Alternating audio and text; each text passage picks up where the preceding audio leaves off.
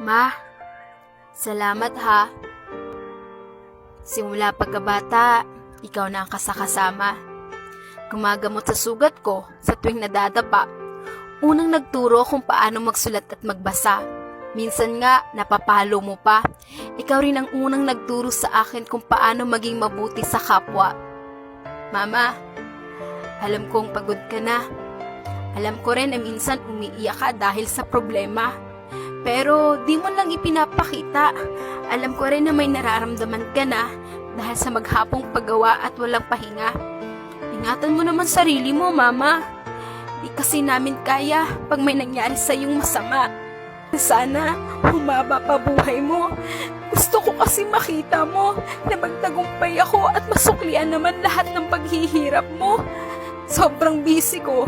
Di ko napapansin na mas kailangan mo ng oras ko. Pasensya ka na, Mama. Pagod lang talaga ako. Pero ikaw yung nag-iisang tao na nanatili sa tabi ko. Salamat sa sakripisyo mo. Pangako, pag di mo na kayang pumayo, ako ang magiging paa mo. Alam ko darating ang araw na kailangan mo na kaming iwan. Nakukwento ko sa magiging anak ko kung gaano kabuting ina at ibabahagi ko ang mga payo mo sa kanila. Mama, mahal na mahal kita.